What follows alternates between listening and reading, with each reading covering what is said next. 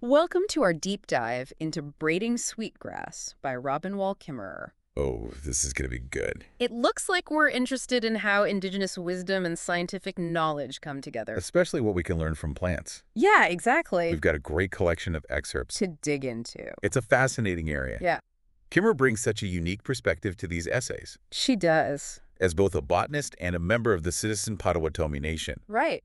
it's amazing how she weaves those different strands of knowledge together Yeah, for sure. constantly. One of the things that jumps out right away Hmm, is this idea of the gift economy. right? It really makes you think differently Yeah. about our usual market economy. Where everything has a price tag. Yeah, It's a powerful contrast. for sure. Anthropologists have actually studied gift economies Yeah. in cultures all around the world, Wow.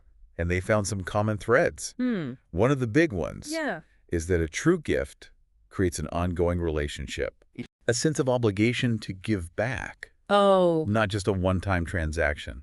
that's interesting because it makes me think of the story about the wild strawberries. Oh, It wasn't a calculated exchange or anything, right. but by helping the strawberry runners spread, she was participating in this. This beautiful cycle of giving and receiving. Exactly. Yeah, and it's interesting to consider that even in a market economy, Okay. we can still find elements of the gift economy. Yeah. Remember the story about the Andean marketplace? Yes. Even though she paid higher prices as a foreigner, the abundance and goodwill felt like part of a larger exchange. For sure. Not just about the money. Yeah. Speaking of different ways of seeing the world, Okay. the Haudenosaunee creation story about Sky Woman Oh, yeah. really stood out to me. It's amazing. I mean, how often do you hear a creation story where humans are the youngest brothers of creation? Right. Like we're the little babies. Totally flips the script. Yeah. It suggests that we humans have a lot to learn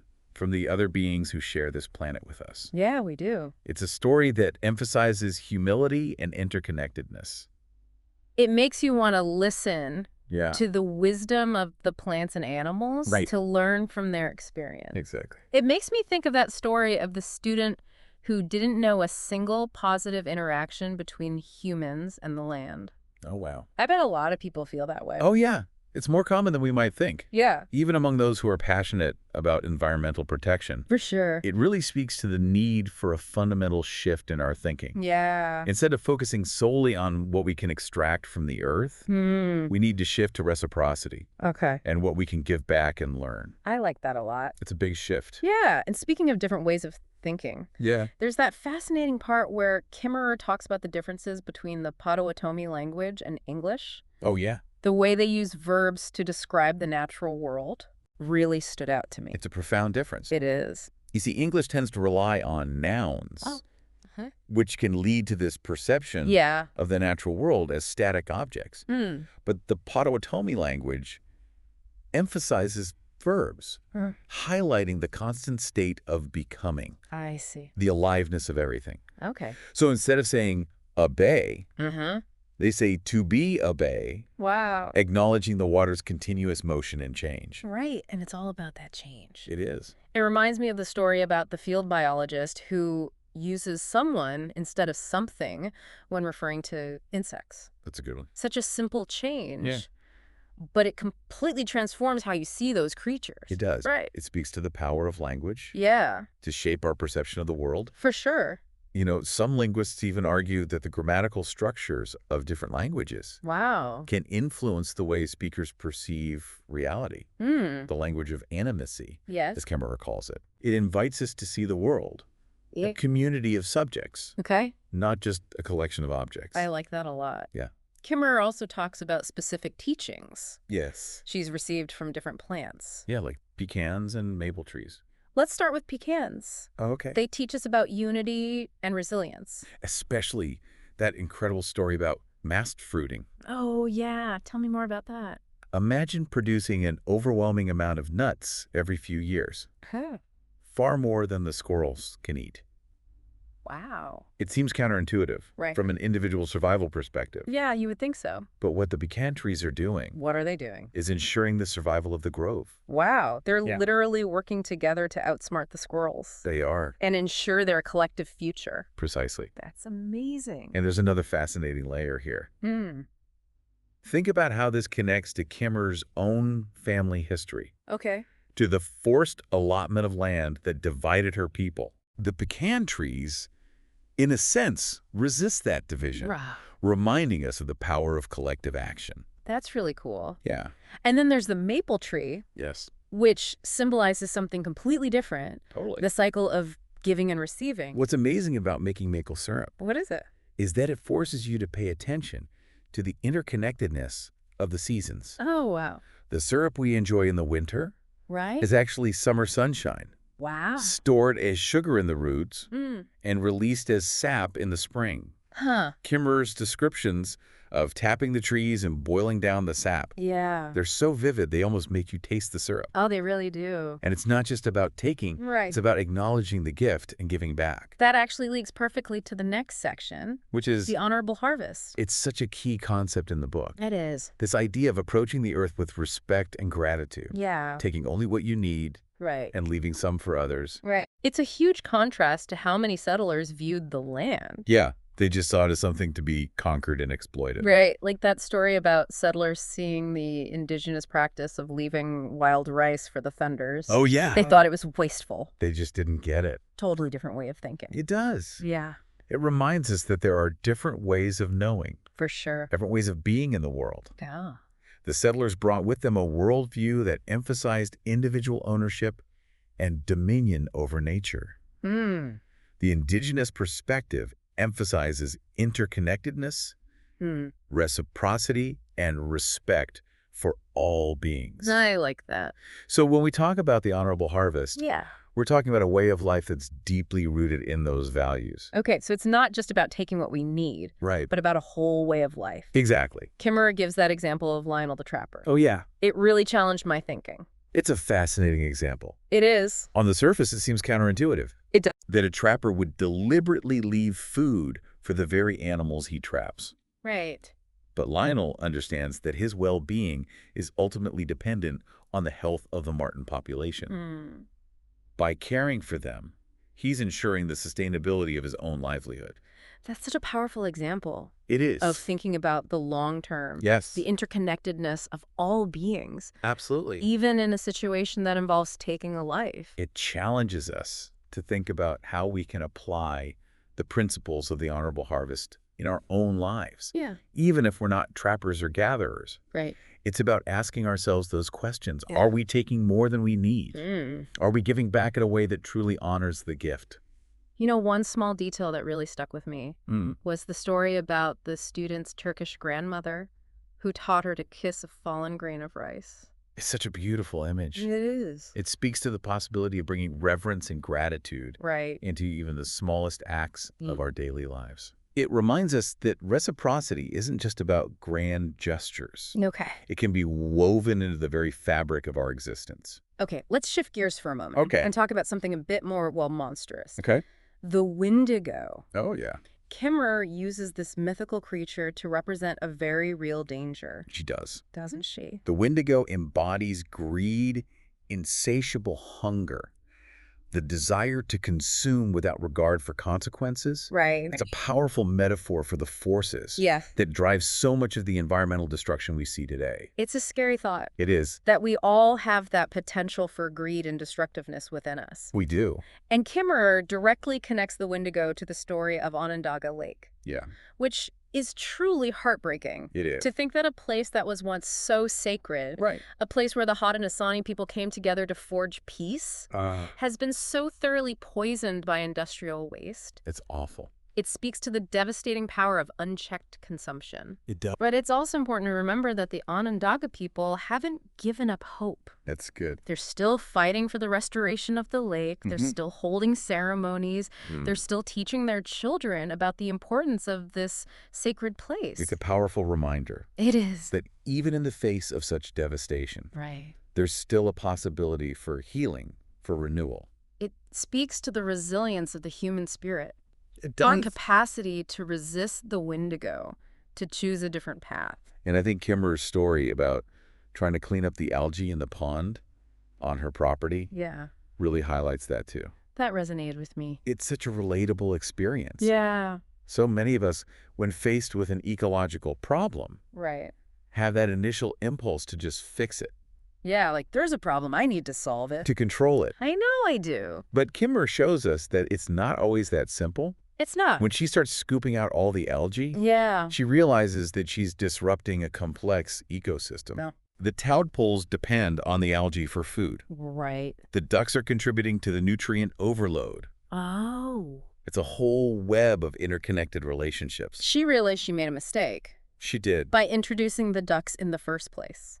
Yeah, It's such a good reminder that we need to be humble in our approach to nature, we do. to recognize that we don't always have the answers. Exactly. It's about learning to observe, Yeah. to listen to the land, Right. to understand the consequences of our actions, and to be willing to adapt our approach when necessary. Which brings us to another personal story that's very powerful. Okay. Kimmerer's experience trying to create a home in a new place. Oh, yeah. I think a lot of people struggle with that feeling of being uprooted. That really resonated with me. It's a common experience, It is. particularly in our modern mobile world. Especially now. Yeah. So true. And Kimmerer acknowledges that feeling of displacement, Okay. that longing for a sense of belonging. I feel... You know, she compares it to Hazel's story. Oh, right. Remember how she grieved the loss of her home in Kentucky? Yeah.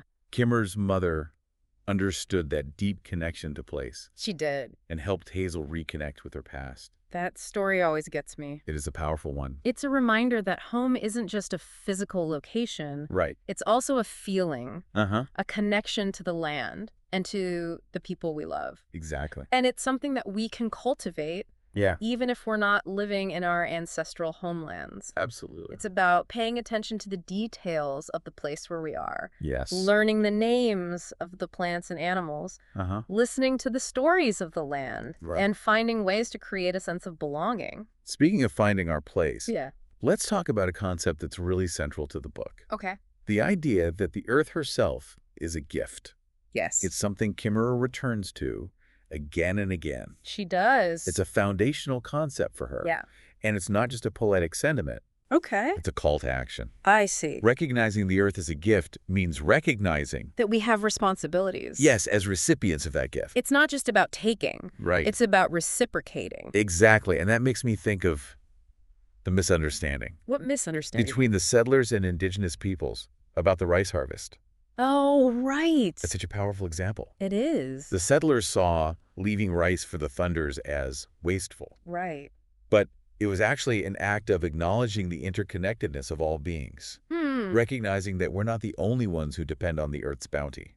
That's a great point. The reminder that our worldview shapes our actions, It does. and that we need to be mindful of the stories we're telling ourselves about our relationship with the natural world. So true. That's where the honorable harvest comes in. Yeah. It's about shifting our perspective From one of. from one of entitlement to one of gratitude, recognizing that the earth isn't ours to take, but a gift to be cherished and respected. I like that. So how do we actually live that out? Yeah, what does the honorable harvest look like in practice?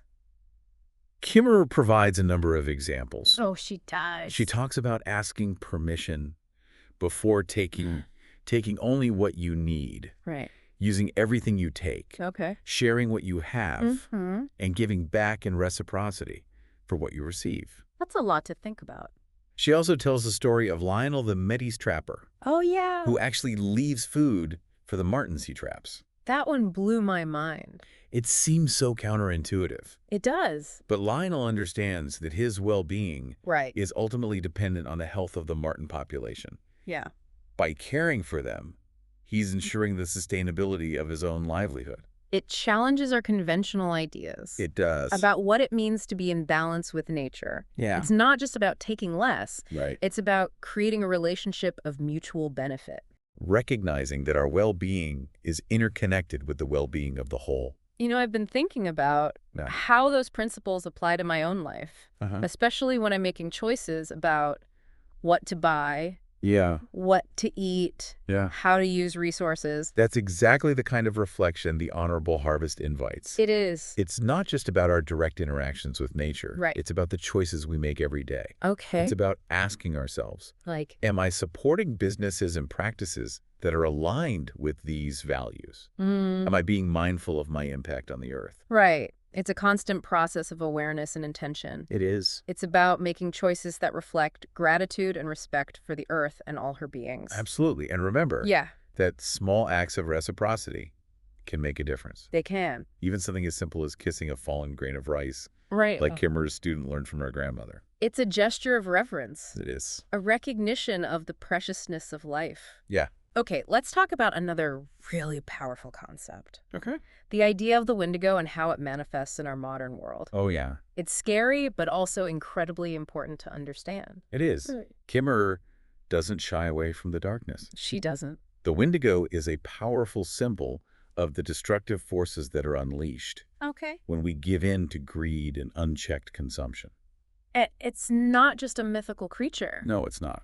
It's something that lives within each of us. It does. That potential for insatiable hunger. It's so easy to see it playing out all around us. It is. In the way we consume resources, in the way we treat each other, in the way we prioritize profit over people and the planet. For sure. Think about the example of Onondaga Lake. Yeah. It was once a sacred place for the Haudenosaunee people, Right. but it's been poisoned by decades of industrial pollution. Oh, it's heartbreaking. It is. But, as you mentioned before, Onondaga people haven't given up hope. They haven't. They're still fighting for the lake's restoration. They are. Which gives me hope, too. It is a powerful story of resilience. It is. They're showing us that even in the face of such devastation, Yeah. it's possible to resist the Wendigo. To choose a different path. And I think Kimmerer's story about trying to control the algae in her pond really highlights that too. It's about recognizing our own limitations. It is. And working with nature, not against her. Absolutely. That's important. It is. It's about finding a balance, Yeah. recognizing that our actions have consequences, and it's about learning from our mistakes. Right. And being willing to change our approach. Which brings us to another personal story that I think speaks to this idea of finding balance. Okay. Kimmerer's reflections on motherhood. Oh, yeah. That was a really moving section. It was. She talks about the challenges He does. of raising children in a world that's increasingly disconnected from nature. Yeah, it's a big challenge. It is. And she talks about how the earth herself has been a source of strength and nourishment for her, especially during those times when she felt overwhelmed by the demands of motherhood. Oh, wow. It's a beautiful reminder that we can find solace and support in the natural world. I like that. And when her daughters grew up and moved away, Okay.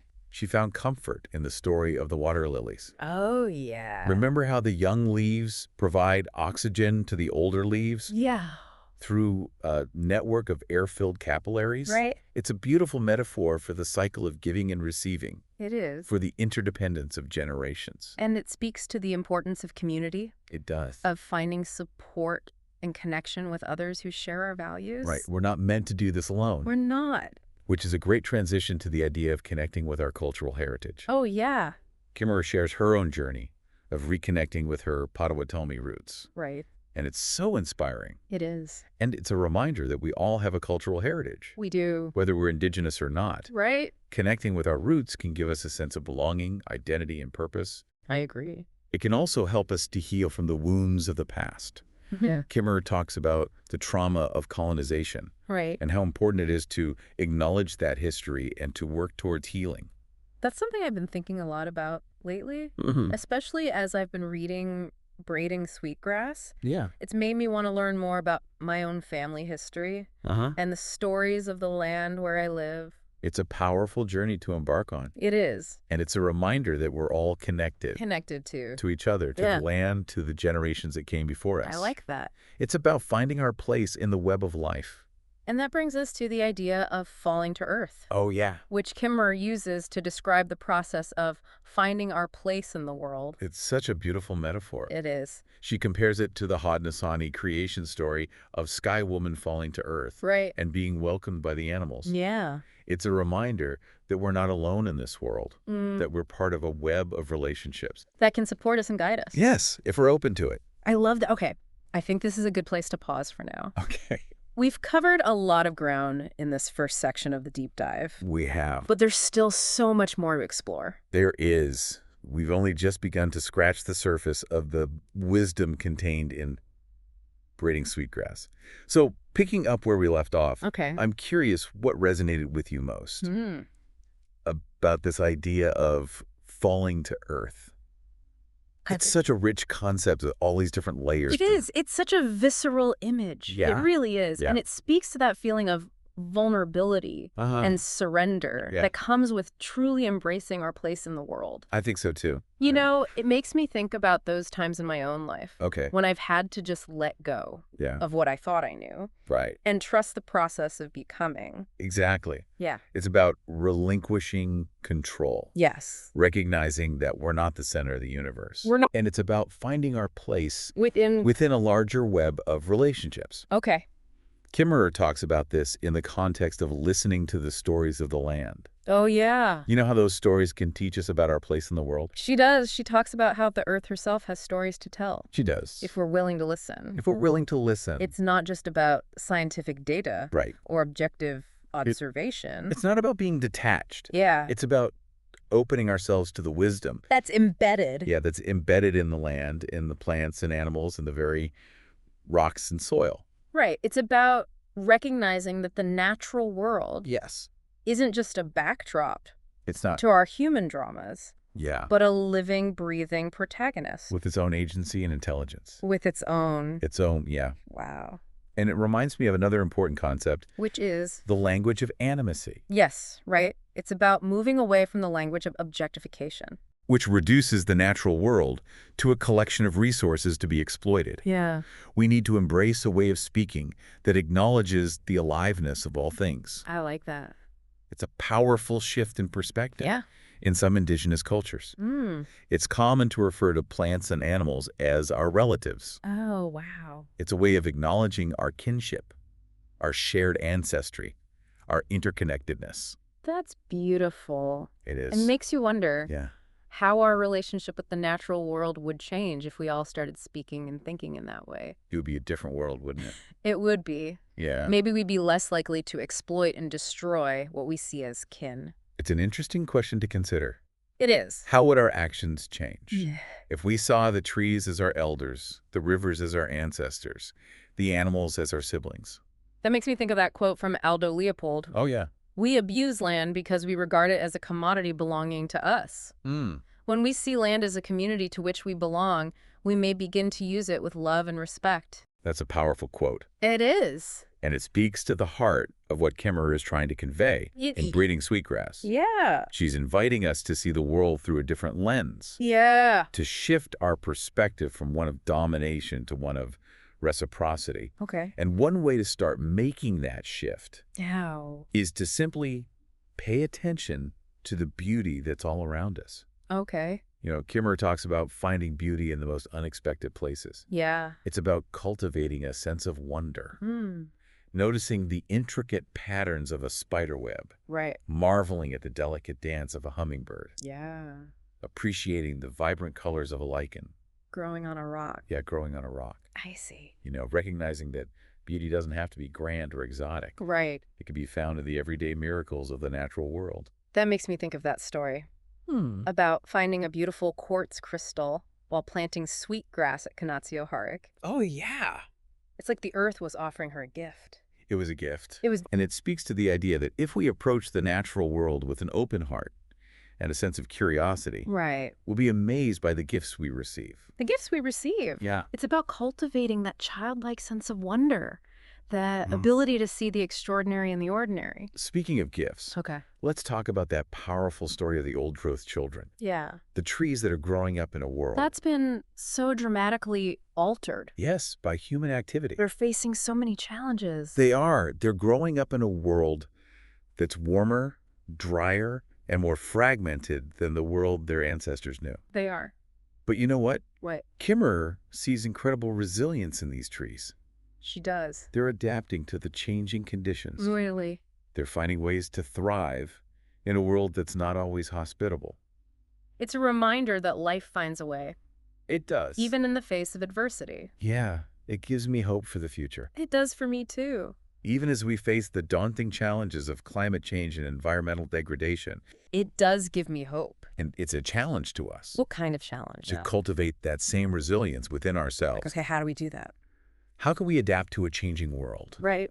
How can we be a source of strength and support for the generations that will come after us? It's a question I find myself asking more and more these days. It is an important one. Okay, let's shift gears for a bit. Okay. And talk about another really powerful concept. Which is? That Kimmerer introduces. Okay. The idea of Wendigo footprints. Oh, yeah. It's such a stark image. It is. And it makes you think about the impact we're having on the earth. Those Wendigo footprints represent the legacy of unchecked consumption. The scars that greed and exploitation have left on the land. Right.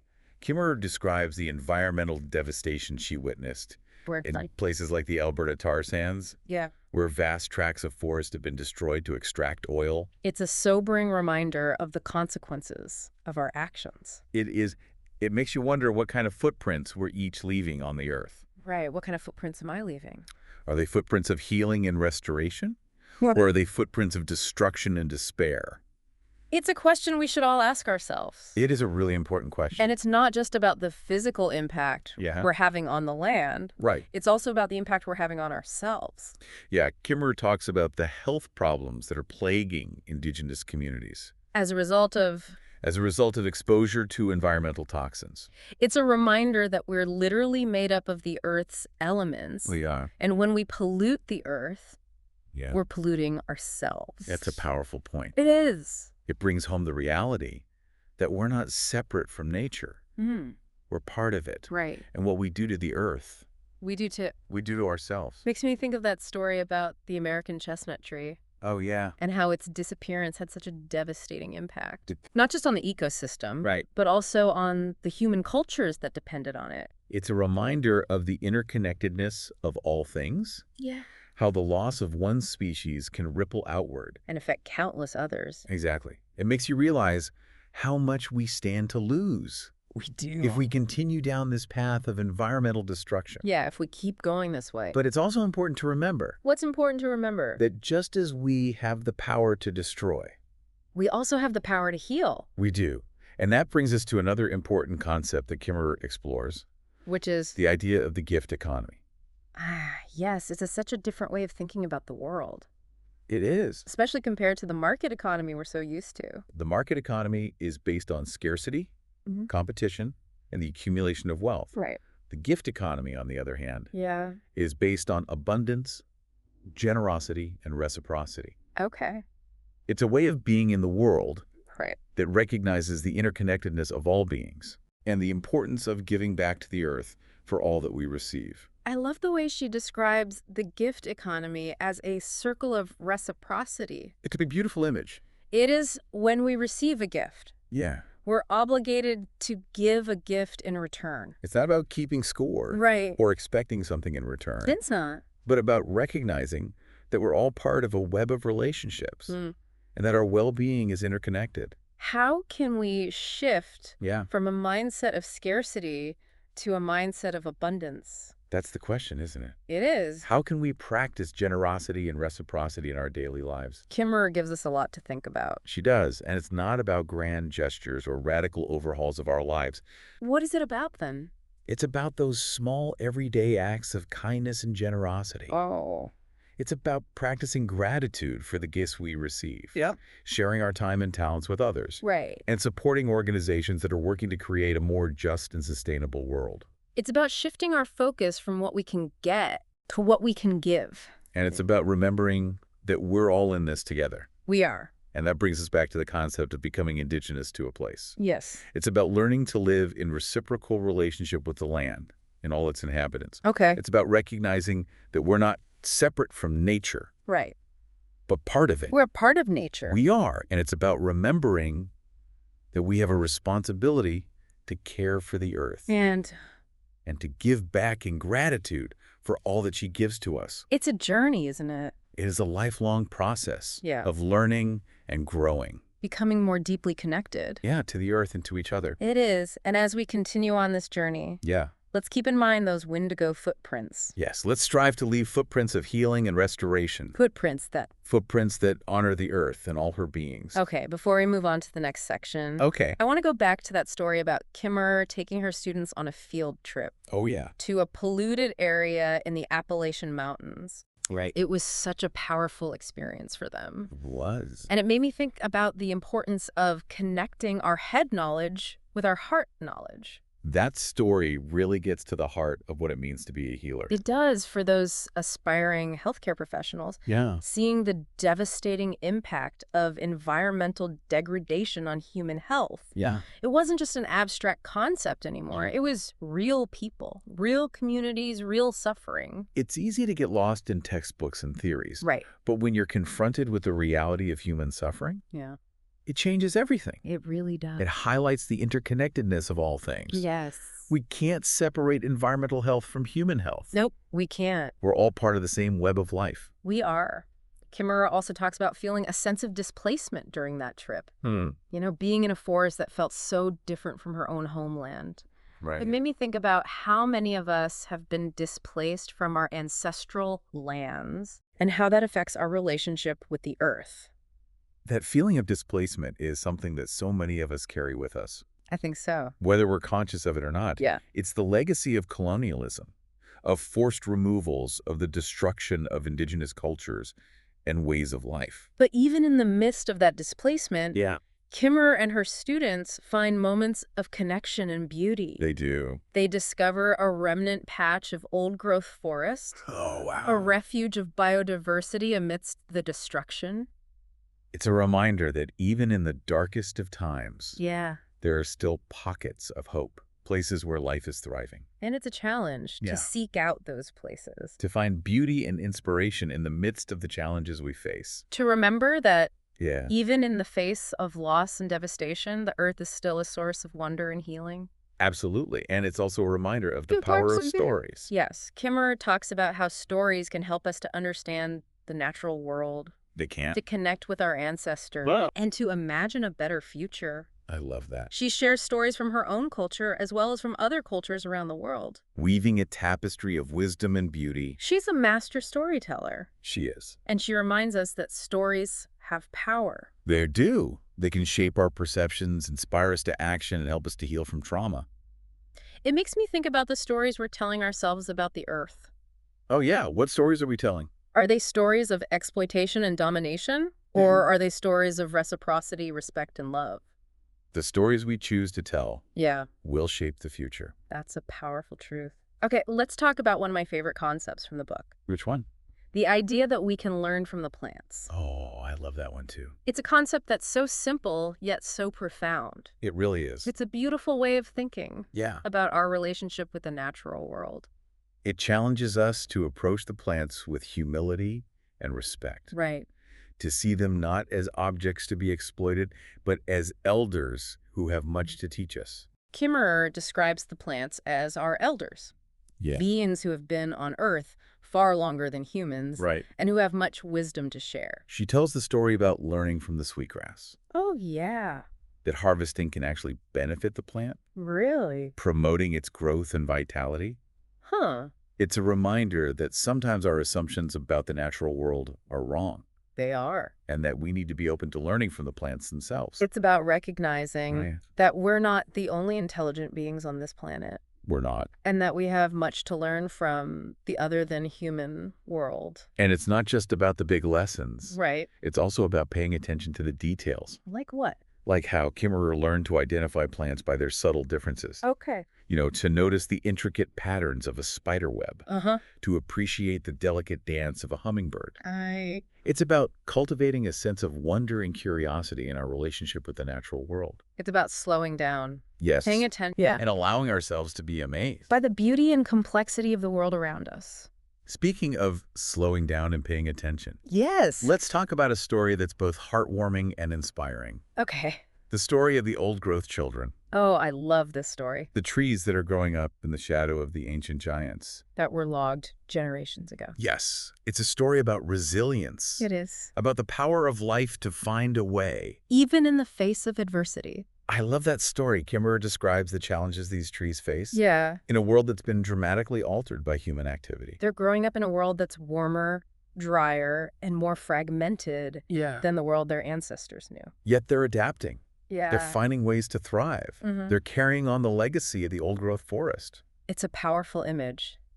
And it's a challenge to us. To do what? To find that same resilience within ourselves, Okay. to adapt to the changing world, Uh-huh. and to find ways to create a better future for all. It's a reminder that even in the face of loss and devastation, the Earth is still a source of hope and renewal.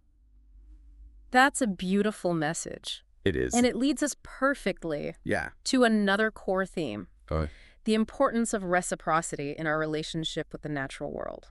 It's about recognizing that we're not just takers. We're also givers. Exactly. Kimmerer reminds us that the Earth is a gift. She does. And that we have a responsibility to care for her and to give back in gratitude for all that we receive. It's not just about taking what we need, right, but also about giving back in a way that honors the Earth and sustains the web of life. Absolutely. It's about shifting our mindset. From a mindset of... From one of entitlement to one of gratitude. Okay. Recognizing that we're part of something larger than ourselves. It's about asking ourselves what we can do to make a positive difference in the world. Absolutely. And as we wrap up this section of the deep dive, I wonder what's standing out for you in terms of concrete actions you can take in your own life. What gifts can you offer to the Earth in reciprocity for all she's given you? That's such a good question. It is an important one. I think for me, it starts with paying attention. Being more mindful of my choices and finding ways to give back. It's about those small, everyday acts of reciprocity. Like planting native plants in your yard, reducing your waste, supporting local farmers, speaking up for environmental justice. That's a great start. It is. It is. And remember, it's a journey, not a destination. It is a process. Every small act of kindness and generosity makes a difference. Okay, let's move on to the final section of our deep dive. Sounds good. I'm really curious to explore what Kimmerer has to say about what it means to become indigenous to a place. Oh, yeah. That's a good one. It's such a powerful idea. It is. And I think it holds a lot of potential for healing and transformation. Both for ourselves and for the Earth. I agree. It's a concept that invites us to rethink our relationship with the land. And to find our place in the web of life. I'm excited to delve into that with you. Me too. So let's unpack this idea of becoming indigenous to a place. Okay. It's a concept that really challenges us. To rethink our relationship with the land. Exactly. Especially in a world where so many of us have been displaced, physically or culturally, from our ancestral homelands. It's a real problem for a lot of people. It is, and Kimmerer acknowledges that reality. She does. But she also suggests that becoming indigenous to a place is a process that's available to all of us, regardless of our background or history. I love how she frames it as a journey. An ongoing practice of deepening our connection with the land and all its inhabitants. It's not about claiming a particular identity, but about cultivating a way of being in the world that's rooted in reciprocity and respect. I like that. She talks about learning the names of the plants and animals, listening to the stories of the land, participating in restoration efforts, and finding ways to give back in reciprocity for all that we receive. It makes me think about that quote from Wendell Berry. Oh, yeah. To be native to a place is to know its stories. It's about understanding the history of the land. The relationships between the different species. The ways in which humans have interacted with the ecosystem over time. And it's about recognizing that we're part of that story. That our actions have an impact on the land and its inhabitants. It's about taking responsibility for our role in the web of life. Which brings us back to the idea of the honorable harvest. Oh, yeah. It's not just about gathering food or resources in a sustainable way. It's about approaching the earth with a sense of reverence and gratitude, recognizing that everything we take is a gift. And that sense of gratitude should extend beyond our direct interactions with nature. It should. It should inform the choices we make every day. From the food we eat, to the clothes we wear, to the way we use energy. It makes you wonder if we could apply the principles of the honorable harvest to other areas of our lives. Like, could we have an honorable harvest of knowledge? Ooh, that's a good one. Or an honorable harvest of relationships? That's a fascinating question. It is. It makes you think about what it would mean to approach those areas of our lives with the same sense of respect, reciprocity, and gratitude that Kimmerer talks about. Yes, in our relationship with the natural world. It would definitely challenge our conventional ways of thinking. It would. Okay, one last story I want to touch on. Okay. Is the story of the salamanders. Oh, yeah. It always gets to me, the way they migrate back to their ancestral breeding ponds every spring. Guided by the Earth's magnetic field Right. and the scent of their home waters. It's such a powerful image. It is. Of instinct, resilience, and connection to place. It reminds us that we humans aren't the only ones who have a deep longing for home, for belonging. Right. And it makes you think about the ways in which human actions can disrupt those ancient migratory patterns. Like building roads. Exactly. Kimmerer describes the salamanders struggling to cross roads and other obstacles. It's sad. It's a reminder that we need to be mindful of the impact we're having on the other than human world. It's a call to action. It is. To find ways to coexist with other species. Right. To create a world where both humans and more than humans can thrive. Absolutely. And it makes me think about that question. What question? That Kimmerer poses at the end of the book. Oh, yeah. What does the Earth ask of us? It's such a profound question. It is. It invites each of us to reflect on our own relationship with the Earth. And to find our own answers. Yeah. What do you think the Earth is asking of us? I think for me, it's about remembering that I'm part of something larger than myself, that I have a responsibility to care for the Earth and to give back in gratitude. For all that she's given us. Beautifully said. And as we wrap up this deep dive into braiding sweetgrass, I think it's important to remember that this is just the beginning of the conversation. We've just scratched the surface. It's a book that invites us to keep learning, keep growing. Yeah. Keep deepening our relationship with the Earth. And I hope this deep dive has given you some new insights and inspiration. Me too. To take with you on that journey. And I want to thank you for joining me on this exploration of braiding sweetgrass. It's been a pleasure. It's been a real pleasure.